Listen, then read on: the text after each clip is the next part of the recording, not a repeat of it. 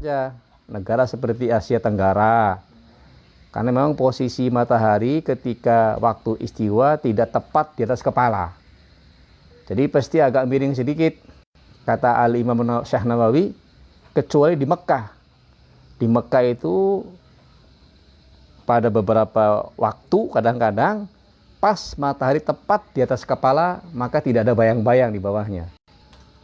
Nah itu tapi jarang kejadiannya seperti itu. Nah, tapi negeri seperti kita itu tidak pernah terjadi. Kalau waktu istiwa matahari pas di atas kepala kita terus kemudian di bawah nggak ada bayang-bayang, Pak, nggak mungkin terjadi, jarang terjadi, belum pernah mungkin. Nah itu ada bayang-bayang sedikit, itu namanya zillul istiwa, bayang-bayang istiwa. Jadi umpama satu benda itu ukurannya misalnya 20 cm, nah ketika matahari di atas itu biasanya muncul sedikit 2 cm atau 3 cm dengan bayang istiwa. Nah sehingga berarti bayang-bayangnya itu harus 17 cm, berarti kan 2 cm-nya kan bayang-bayang istiwa. Nah itu baru selesai waktu zuhur. Ya kalau sekarang sudah cukup menggunakan waktu dari Kemenag itu sudah cukup. Sudah cukup. Yang penting tidak boleh itu azan sebelum waktu, nanti ada di belakang. Tidak sah sholatnya. Apakah kurang 5 menit? Ukurannya kalau kita hari ini yang menggunakan waktu yang ditentukan oleh Kemenag itu sudah lebih dari cukup. Kan nggak mungkin kita terus ru'yat, lihat matahari lagi, lihat matahari, kan nggak mungkin. Itu sudah cukup menggunakan waktu dari Kementerian Agama atau dari MUI. Insya Allah itu sudah cukup. Jadi jangan azan sebelum waktu atau sholat sebelum waktu maksudnya. Itu bisa tidak sah sholatnya. Kalau puasa sebelum waktu, buka batal puasanya, nggak sah. Jadi nunggu waktu dulu. Wal asru utawi waktu asar, wa waktuha iku utawi waktune asar, iku mimdi waktu zuhuri saking ing dalam sawise waktu zuhur, yaitu ketika bayang-bayang segala sesuatu itu melebih sedikit dari barangnya. Tadi waktu zuhur selesai itu langsung masuk waktu asar. Sampai kapan? Ila maghribis syamsi, tumeka maring surupe matahari sampai matahari tenggelam. Kalau sudah tenggelam itu berarti kalau bahasa namanya kirsh. Apa sih? Kan matahari bulat tuh. Nah ini kalau ujungnya udah tenggelam semua, udah nggak ada, itu sudah masuk waktu maghrib. Walaupun masih ada cahayanya, nggak apa-apa, itu sudah masuk waktu maghrib, tidak sah sholatnya, itu waktu hurma. Ini kalau sudah tenggelam, betul. Kalau masih belum tenggelam, masih ada ujungnya matahari, masih boleh waktu asar. Tapi waktu hurma itu kalau disengaja. Kalau subuh, lain lagi. Kalau subuh itu begitu muncul sedikit sudah habis waktunya subuh. Nah, kalau asar sampai benar-benar tenggelam. Wal maghribu utawi waktu maghrib, wal maghribu utawi waktu maghrib, atau wal maghribu lan maghrib, wa waktuha utawi waktune maghrib, iku mim ba'di maghribis syamsi, ing dalem sawise surupe matahari, ila maghribis syafaqil ahmar, tumeka maring ilange mega kang berwarna merah, syafaqul ahmar. Ya, sekarang pakai waktu Kemenag sudah cukup. Ya kalau situasinya hujan seperti ini nggak bisa. Ini situasi normal. Biasanya kalau selesai mega merah hilang itu muncul mega putih ya. Nah, setelah putih baru hitam.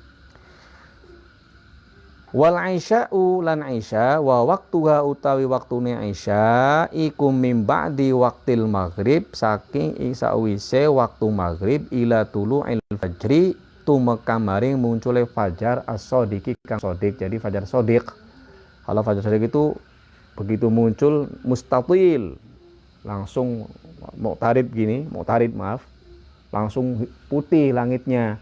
Kalau fajar kadzib itu mustatil ke atas, tapi begitu hilang tetap gelap langitnya. Itu yang bohong, itu setan. Jadi yang benar itu yang muqtarib itu begini. nyebar cahayanya. Jadi begitu keluar fajar langsung nyebar. Kalau yang nggak pernah bangun jam segitu nggak bakal pernah lihat. Rugi, harus tahu apa mana fajar sidik, mana fajar kadzib gitu, santri. Supaya menjelaskan ngaji tahu nanti. Oh, kalau saya udah tahu sekali itu. Dulu tinggalnya di gunung, jadi suka lihat kalau di gunung itu kelebihannya. Bismillahirrahmanirrahim. Kita lanjutkan. Wa subhu utawi waktu subuh, atau wa subhu utawi subuh, wa waktuha utawi waktune sholat subuh, iku mim ba'di waktil isya, saking ing dalam sawise waktu isya. Begitu fajar shadiq keluar, selesai waktu isya, masuk waktu subuh. Sampai kapan? Sampai ila tulu isyamsi, tumeka maring muncule matahari. Sekarang jam 5.56 ya kalau nggak salah ya. Jam 5.56. Jadi kalau bangun setengah 5 masih ada waktu sholat tuh. Jam 5.56. Hampir mendekati jam 6. Nah, kalau sudah jam 5.56 sudah tidak boleh lagi waktu subuh, sholat subuh, tapi qadha. Kalau yang ketiduran, yang sengaja juga sama, wajib qadha. Yang sengaja qadha, yang tidak sengaja juga sama-sama qadha. Hanya saja bedanya kalau yang sengaja dosa, yang tidak sengaja uzur ya tidak ada berdosa. Nah, kemudian fatajibu mangka wajib opo hadhil furud, ikilah piro-piro kewajiban wajib dikerjakan fi awqatiha ing dalam piro-piro waktune furud. Jadi wajib dikerjakan di waktunya. Bagi siapa? Bagi ala kulli muslimin, ingatase saben-saben wong muslim, bagi setiap orang muslim, balighin kang baligh, akilin kang berakal, tohirin kang suci, harus punya wudu dulu. Nah, di sini ada penjelasan luar biasa ini. Fal wajibu bidukhulil wakti, ini kata Syekh Nawawi, ini mungkin jarang nih penjelasan ini. Kalau waktu masuk waktu sholat zuhur misalnya tadi, ketika waktu istiwa tergelincir sedikit, maka orang mukallaf yang baligh, yang berakal, yang suci, dia punya dua kewajiban. Kewajiban apa? Fal wajibu bidukhul wakti ahadu amroini. Dia punya dua kewajiban yang harus dikerjakan salah satunya. Kalau nggak dikerjakan salah satunya berdosa. Apa? Pertama kewajibannya adalah apakah imal fi'al wa imal azm. Begitu masuk waktu zuhur, berarti kewajibannya apa? Dua pilihannya. Mengerjakan sholat, langsung wudu, takbiratul sholat, jamaah, atau kalau tidak azm. Azm itu niat, ya Allah, saya niat nanti sholat zuhur. Sholat zuhur sekarang, nantilah jam 2 sholatnya. Itu namanya ada azm. Kalau tidak mengerjakan tidak azm, dosa hukumnya. Berat ya. Berat. Juga tidak boleh mutlak azmnya. Kalau mutlak itu kan pokoknya setiap sholat waktu saya akan sholat. Enggak, harus ta'yin tertentu. Masuk waktu maghrib, kewajibannya dua, mengerjakan atau azm. Azm itu berkeinginan mengerjakan sholat, itu namanya azm. Jadi jangan sampai begitu masuk waktu kita nggak mengerjakan sholat, berazam pun tidak, dosa hukumnya dosa. Masalahnya ini kalau dia mati nanti, kalau dia azm dia dosa. Tapi kalau tidak azm ya, kalau azm dia tidak berdosa selagi waktunya masih ada. Tapi kalau tidak berazm, meninggal belum mengerjakan sholat, berdosa. Itu masalahnya di sini. Jadi kata Syekh Nawawi, fal wajibu bidukhulil wakti, yang wajib kita lakukan kalau waktu sholat itu masuk adalah salah satu di antara perkara. Pertama, mengerjakan sholat, atau azam alal fi'li. Azam itu berkeinginan, berniat untuk melakukan perbuatan itu fil wakti, dalam waktunya. Jadi kalau misalnya waktu zuhur itu jam 12.05 sampai jam berapa? Jam 3 3:25 ya. Pak, berapa? 22. Jam 3:22. Nah, begitu waktu adzan zuhur masuk, kalau belum sempat mengerjakan, dia berazam saya akan mengerjakan sholat di waktu itu. Ditentukan waktunya. Tapi kalau tidak azam, maka apa hukumnya? Berdosa. Wala'iyadu billah. Itu makanya kata kemarin itu jelaskan, man lam ya'rifu syarr yaqa'u fihi. Kalau orang itu tidak tahu itu buruk, maka dia akan terjerumus ke dalam keburukan itu. Berarti sering selama ini kita berdosa kan? Sekarang sudah tahu, berarti punya kewajiban. Kalau kemarin tidak tahu tidak masalah. Saya juga sama, baru tahu kemarin, baru baca soalnya. Baru baca di sini. Inilah barokahnya ngaji. Barokahnya ngaji di situ. Jadi itu berbeda orang berilmu sama orang tidak berilmu. Sama-sama tidak sholatnya. Kalau orang berilmu tidak berdosa. Kalau tidak berilmu berdosa. Kalau yang berilmu tahu, aduh azam, nggak berdosa dia. Itu bedanya di situ. Hal yastawil ladina ya'lamuna wal ladina la ya'lamun. Itu keuntungan orang mengaji itu. Kalau dalam kitab Nasu'ul Ibad itu, ilmu sedikit itu harus kita bergembira. Itu berarti tandanya orang bertakwa namanya. Seperti ini kita harus bergembira nih, karena punya ilmu baru. Nah, kita lanjutkan ya. Jadi tadi ya, kalau begitu masuk waktu sholat, maka kewajibannya ada berapa? Harus melakukan salah satu di antara dua. Imam mengerjakan sholat, kalau tidak, azam. Azam itu berniat ingin melaksanakan sholat pada waktunya. Nah, kita lanjutkan. Jadi semua itu tadi harus dikerjakan pada waktunya. Fayahrumu maka haram. Artinya tidak sah, kata Syekh Nawawi. Fayahrumu maka haram, artinya maka tidak sah. Opo takdimuha, mendahulukan sholat, ala waktiha, ingatase waktunya sholat. Belum waktunya dia sholat, haram. Juga tidak sah hukumnya.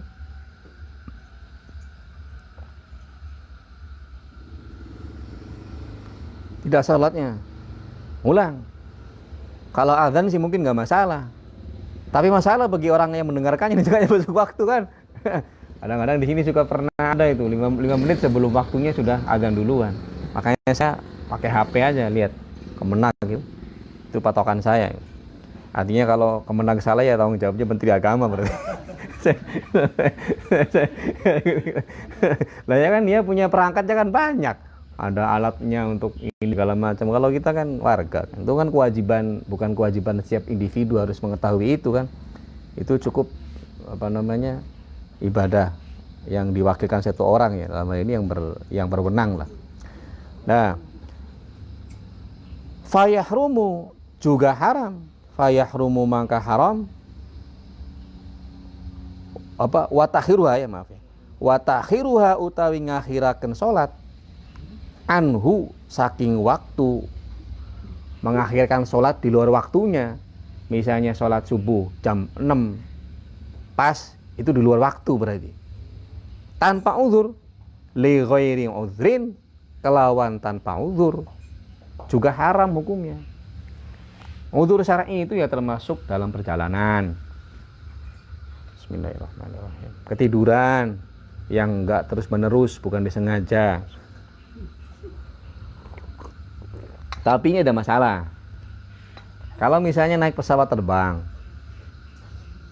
atau naik kereta api, atau naik bus umum, lain kalau pakai mobil pribadi ya, salah subuh misalnya kan dia bisa berhenti di rest area. Nah kalau naik kereta api gimana? Nah, naik kereta api misalnya, kalau naik kereta api dari Jakarta ke Surabaya berangkatnya jam 10 pagi, lah itu zuhur, asar, maghrib. Mungkin kalau maghrib sama isya bisa dijamak takhir di Surabaya di sana. Lah kalau zuhur sama asar gimana? Nah, atau di pesawat terbang misalnya. Pesawat terbang.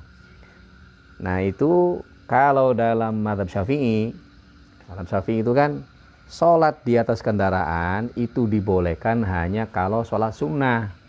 Kalau sholat fardu dalam mazhab Syafi'i itu tidak boleh di atas kendaraan. Ada di hadisnya itu, saya bacakan di Bulughul Maram. Di Bulughul Maram itu nomor hadis 211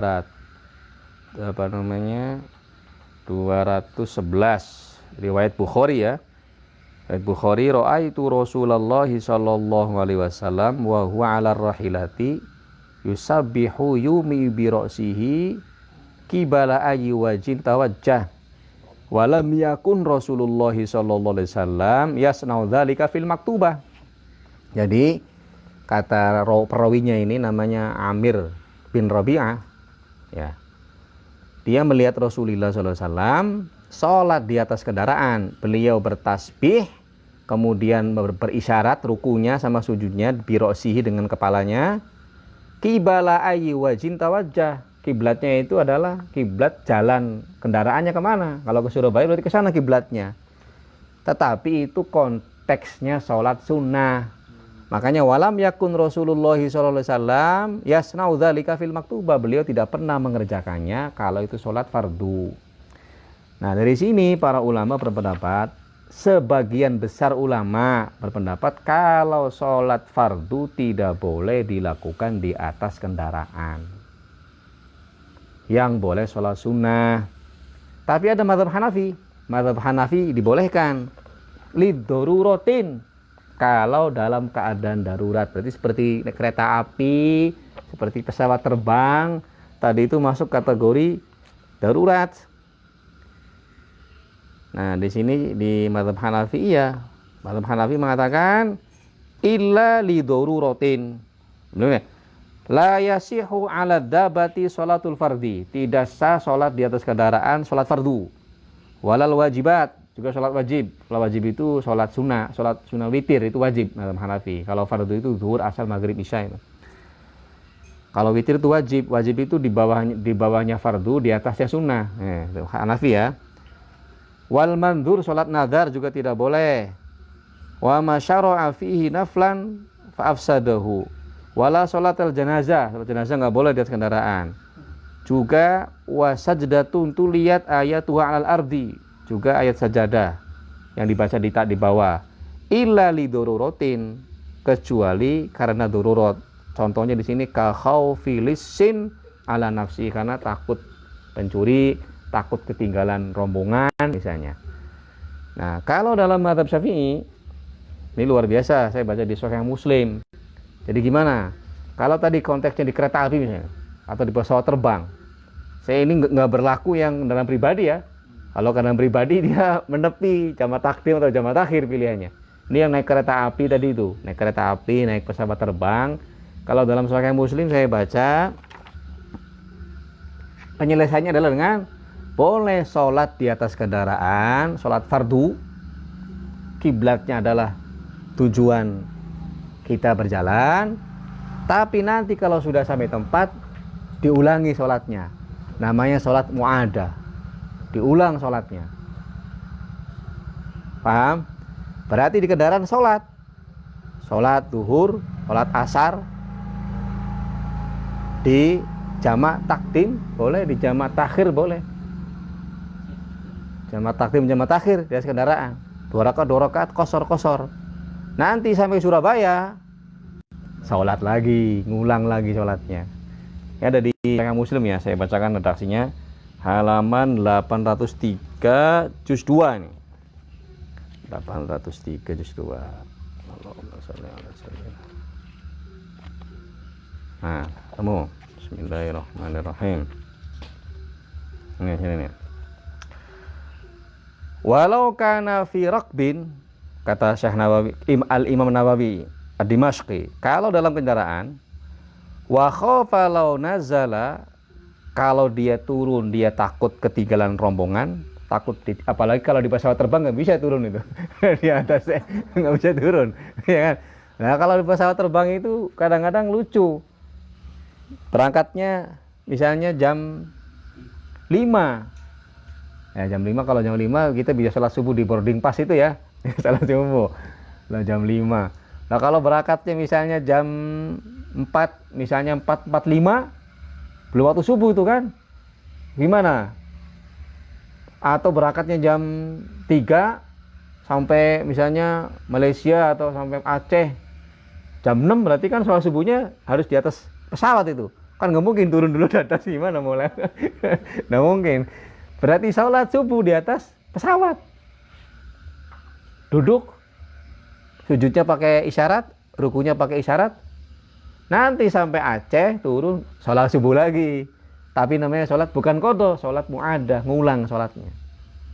Ngulangnya niatnya usolli fardhu subhi ra'ataini mustaqbil qiblati mu'adatan lillahi ta'ala gitu aja. Ngulang ya Allah dalam hati lah ini.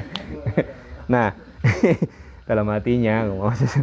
Nah, ini ada di kitab Sahih Muslim sarahnya tadi.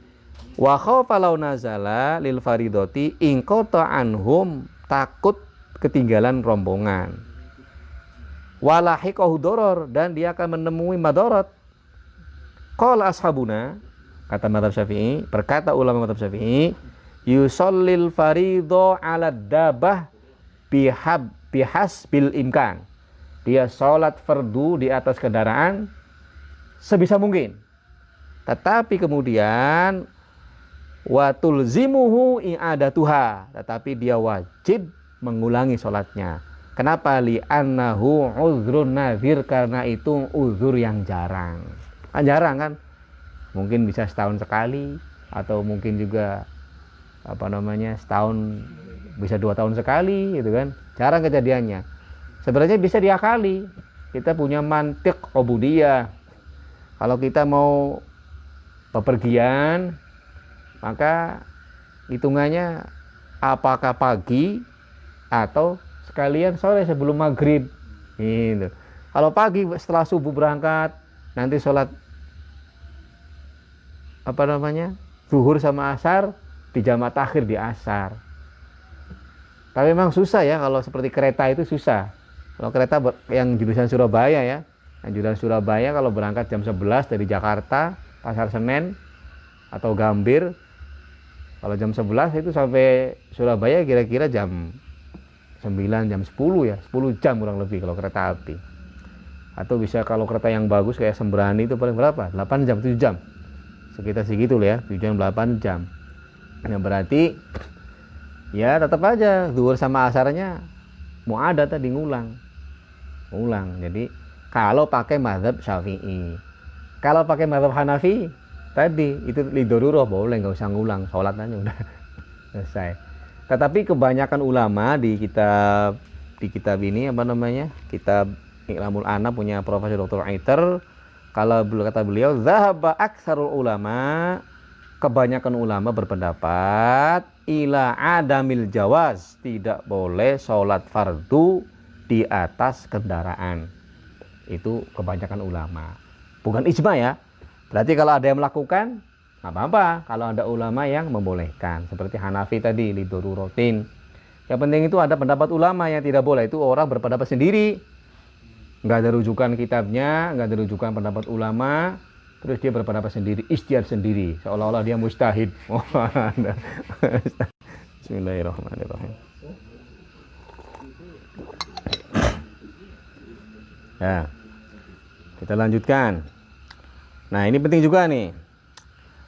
Fa in toro'a, kalau di mana Jawa, maka lamun anyar teka. Anyar teka itu ada perkara datang mendadak.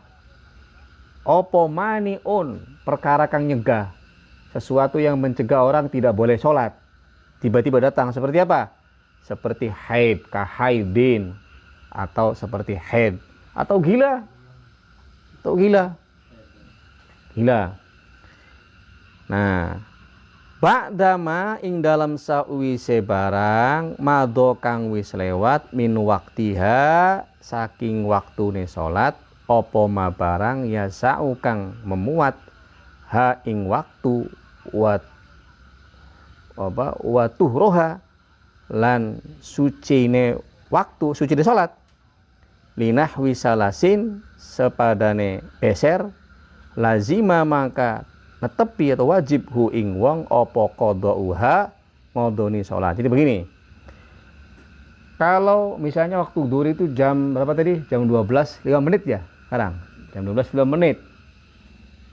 Begitu masuk jam 12.05, sekiranya waktunya itu berarti orang wudhu, orang bersuci, kemudian orang sholat cukup waktunya. Berarti berapa menit sih? 10 menit lah. Atau 5 menit ya. Nah berarti kalau waktu dulu jam 12.05 menit, kemudian sudah lewat sampai jam 12.10 menit. Berarti kalau dia sholat sebenarnya bisa tuh. Ya. Nah pas jam 12.10 menit, dia haid perempuan itu. Nah berarti sholat zuhurnya ini wajib di qadha kalau nanti dia suci. Kenapa? Kecuali kalau dia misalnya masuk waktu zuhur jam 12.05 menit, jam 12.06 menit, haid. Wajib di qadha nggak sholatnya? Enggak, karena kan nggak mungkin sholat 1 menit. Bisa nggak 1 menit itu? Wudhu, cebok, iya kan misalnya. Sholat nggak mungkin, minimal 7 menit lah. Nah berarti kalau sampai jam 12.10 menit dia sudah azam. Karena kalau jam 12, kalau dimungkinkan ya orang wudhu sholat 5 menit mungkin nggak? Kurang ya? 10 menit lah berarti. Berarti jam 12.15 menit terus dia haid, belum sholat, wajib di qadha. Atau gila, jam 12.15 menit dia gila. Nanti kalau sadar, sholat zuhurnya wajib di qadha. Karena harusnya dia sholat. Makanya kan tadi, begitu waktu sholat itu masuk, wajibannya apa? Mengerjakan, atau kalau tidak, azam. Karena tadi keburu gila dulu. Kalau gila, nanti keburu gila dulu nanti. Nah itu ya, jadi wajib di qadha. Au zawali maniin, ulang ya,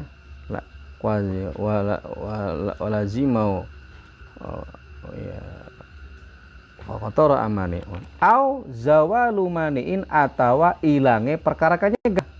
Dah, atau hilangnya perkara nyegah, haid bisanya, suci, terputus darahnya sudah enggak keluar lagi. Tetapi waqad baqiya, lan teman-teman tersisa minal wakti saking sholat apa qadru takbiratin, seukuran takbiratul ihram pertama, lazimat maka netepi wajib ya hu ing wong, lazimat maka netepi apa sholat hu ing wong, maka dia wajib mengerjakannya. Misalnya waktu zuhur itu sampai jam 12 berapa tadi? Jam 3:22 menit ya. Nah sekiranya ada waktu untuk sampai mencapai takbiratul ihram, dari mulai sucinya jam 3, misalnya jam 3:20 menit atau jam 3:17 menit, berarti dia masih punya waktu 5 menit wajib sholat zuhur. Langsung dia mandi, nggak koper dia mandinya lama itu perempuan. Qadha juga berarti wajib di qadha. Dia mandi, kalau selesai mandi terus waktunya habis, wajib di qadha sholat tadi itu, karena dia sucinya di waktu zuhur. Nah ini yang baru lagi wa kadzalan kaya mengkonon qadra takbiratul ihram atau ma baqiya atau waqad baqiya minal waqti, ma utawi salat qoblaha kang ma utawi waktu ya qoblaha kang sedurunge waktu ya, ma salat ma barang qobla kang sedurunge salat, in jumiat lamun di jama apa salat maha sumertane salat waktu. Begini, kalau orang perempuan haid atau nifas terus dia sucinya itu ya, dia sucinya itu jam 4, berapa waktu maghrib itu, asar itu sampai jam berapa? Jam 6 ya? Jam 6 lebih ya? Jam 6:22 maghrib. Nah, dia sucinya itu misalnya waktu jam 6 suci. Nah, berarti dia wajib mengerjakan sholat asar sekaligus sholat zuhur yang tadi itu. Karena sholat zuhur tadi bisa dijamak dengan sholat asar. Ingat ya. Begitu juga kalau dia gila sembuhnya jam 5 asar. Dia wajib sholat asar, sekaligus wajib sholat qadha zuhur di jama. Sholat zuhurnya wajib di sholat qadha ya, bukan di waktunya. Nah, itu yang utama dalam mazhab Syafi'i. Saya juga baca di bukunya Dr. Syifa Hito. Dr. Syifa Hito itu putrinya Dr. Hasan Hito, ada itu. Itu kalau sholatnya itu, kalau sucinya itu di waktu sholatnya kedua, nifas misalnya, sucinya waktu asar, maka dia wajib sholat asar, wajib juga sholat zuhur, diqadha sholat zuhurnya. Jelas kan? Jelas ya? Bocah wadon cilik al-mumayyizaini kang mumayyiz karone. Mumayyiz itu sudah, kalau kata orang Serang sih wis weruning dur. Sudah ngerti mana kanan, mana kiri, mana baik, mana yang buruk. Itu walinya wajib opo ayak muro nyenta merintah sopo wali huma ing sobi sama sobiya, anak kecil ukuran umur 7 tahun. Umur 7 tahun atau mungkin 5 tahun kalau sudah mumayyiz, orang tuanya wajib memerintahkan sholat. Wajib diperintahkan, tapi belum boleh dipukul ya, belum boleh dipukul. Bis sholati kelawan sholat, au yu'allimuhuma atau ngajari sopo wali huma ing sobi hukmaha ing hukume sholat ba'da isinin ing dalam sawise umur pitu piro-piro tahun. Jadi kalau udah 7 tahun anak itu, dia harus diperintah sholat sama bapaknya, ibunya, pamannya, kakeknya, neneknya, temannya, ustadznya, itu semua kewajiban. Tetangganya, sung, ding, sholat sila. Oh, itu wajib nanti di belakang. Tapi yang paling utama orang tuanya. Ini masalahnya orang tua juga nggak sholat. Orang tuanya nggak sholat ya. Anaknya gimana mau sholat? Masalah afiyah. Ala kulli hal, wajib kalau sudah 7 tahun wajib diajari sholat, diajari hukumnya sholat. Kalau sudah 7 tahun wayad ribulan mukul sopo wali huma ing sobi sama sobia, anak laki-laki kecil atau perempuan kecil, ala tarkiha ing atase ninggal sholat. Kalau sudah 10 tahun anak yang masih ninggal sholat, maka orang tuanya boleh memukul. Ba'da asyrosidin ing dalam sawise 10 tahun. Kalau sudah 10 tahun masih nakal, boleh dipukul, tapi nggak boleh menyakiti ya. Tidak boleh menyakiti, tidak boleh melukai fisik atau melukai perasaan, nggak boleh. Tegas dan terukur, mati tapi. Tegas dan terukur tapi mati. Nggak boleh. Dipukul tegas dan terukur tapi jangan mati, nggak boleh. Jadi dipukulnya, kalau saya ingat dulu Syekh Saria itu nyontohnya mukulnya pakai kayu siwak. Siwak kan kecil segini tuh. Sholat sirah. Kata orang Arab, dorbul habib zabib katanya. Pukulan kekasih itu manis. Itu. Jadi pukulan yang bukan yang menyakitkan, pukulan yang menggemaskan. Sirening, ding, udah salat kan gitu. Itu namanya tegas terukur itu. Tegas terukur di kamplong, mati ya. Itu utamanya bukan tegas terukur, namanya ngamplong gitu. Nggak boleh. Jadi boleh dipukul kalau sudah umur 10 tahun, tapi dengan tadi tegas dan terukur. Terukur itu pakai siwak. Nah, tegas terukur modar. Astagfirullahaladzim. Nah, guyonan ya. Tangkap nih saya ngomong ini. Udah, wes. Nah, kalau sudah 10 tahun baru dipukul, boleh, tapi tadi dengan tegas terukur. Kasaumin kayak puasa. Kalau sudah 10 tahun nggak puasa, atau kang mampu sopo mumayyizain tadi, kalau anak kecil tadi sudah mampu berpuasa, kalau dia nggak berpuasa, boleh dipukul. Ya, dipukul namanya tadi dorbul habib. Habib itu kekasih, pukulan seorang kekasih. Zabibun laksana zabib itu kismis, manis kan? Itu kata orang Arab, pepatah. Jadi pukulan yang rasanya manis, seperti pukulan seorang kekasih kepada kekasihnya, itu kan nggak kenceng. Itu pukulan yang kayak gitu, yang tegas terukur itu sama anak kecil. Jadi anak kecil, kalau istri tidak sholat nggak boleh dipukul. Itu karena hukukullah, kewajiban suami memerintahkan. Nong, sholat nong. Ora pak, lagi head lah, iya lagi kan marah sholat nggak boleh.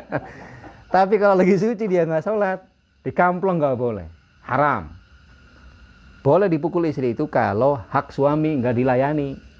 Tapi juga sama tadi, tegas terukur, dorbul habib zabib, pelan mukulnya, jangan ditempeleng, kampleng, jangan, haram mukulnya. Tidak boleh menyakiti fisik, juga tidak boleh menyakiti perasaan. Lebih-lebih perasaan itu lebih sakit daripada, masih mending dipukul daripada diomelin.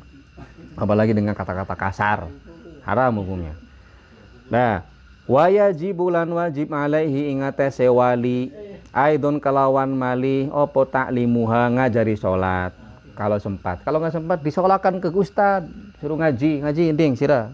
Oh, hana ngaji ke madrasah, titipin ke ustad.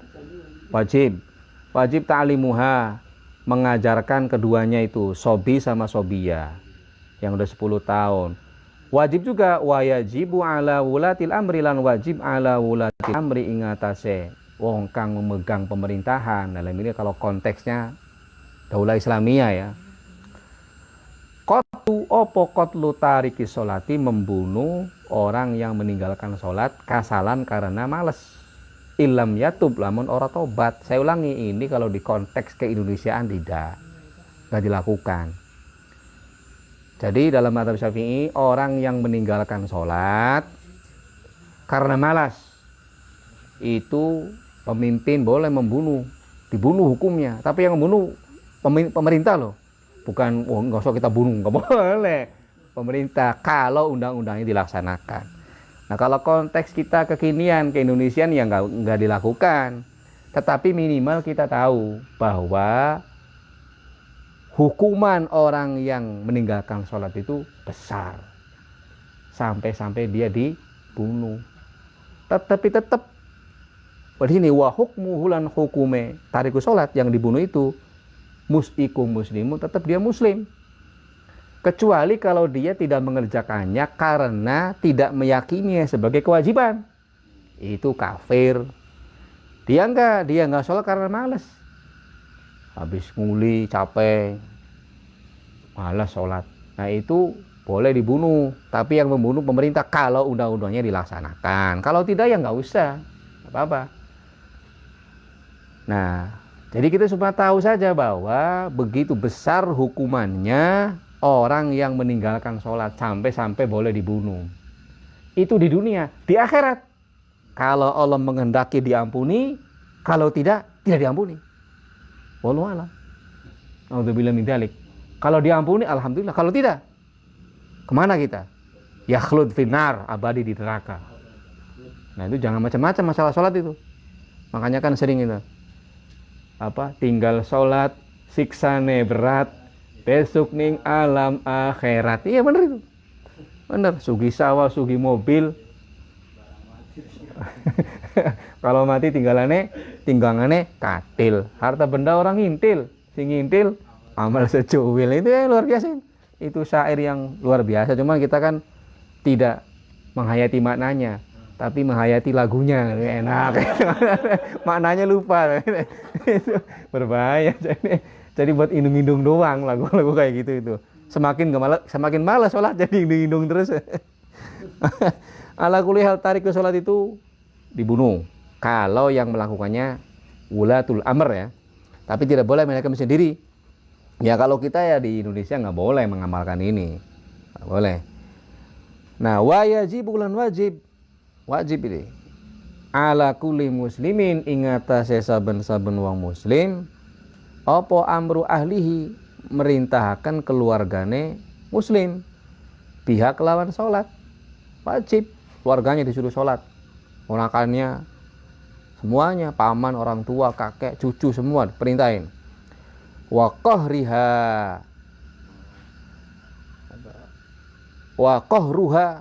qahruhum berarti lan maksa ahl, paksa. Kalau masih umur 7 tahun boleh diancam. Ya diancam dengan ancaman-ancaman. Misalnya dicubit lah kalau nggak sholat. Atau nanti kalau nggak sholat badannya gatel. Oh, saya biasa kalau ngurus anak begitu. Kata nanti pada saya nggak sholat. Atau nanti di kuburan disiksa. Kadang-kadang aja, tapi ya sholat biar masuk surga. Begitu. Ya pokoknya boleh. Nah, wajib dipaksa. Wa ta'limuhum lan ngajari, ahel diajari. Arkanaha ing piro-piro rukune sholat. Wa syurutuha lan piro-piro syarape sholat. Harus tahu. Wa mubtilatihi lan piro-piro perkara kang batalaken sholat. Nah, bukan cuman keluarga, wa kulman lan saben-saben wong dan setiap orang qadara kang mampu alaihi ngatasé man min ghairihim saking liyane ahli, siapapun yang punya kemampuan untuk mengingatkan, ustadz, lingkungannya, tetangga kita yang kenal, diajarin, perintahin sholat. Kalau di situ nggak ada ustadz kampung sebelah ada madrasah, suruh sekolah di sana, kan gitu. Kewajiban yang paling utama mengenal sholat dan seterusnya, tahu syarat-syarat rukunnya dan seterusnya. Minimal dia tahu kewajibannya, tahu syarat rukunnya, tahu mana yang membatalkan sholat. Tsumma qala faslun wallahu a'lam bissawab wa sallallahu ala sayyidina Muhammadin wa ala alihi wa sahbihi wa sallam walhamdulillahi rabbil alamin. Assalamualaikum warahmatullahi wabarakatuh.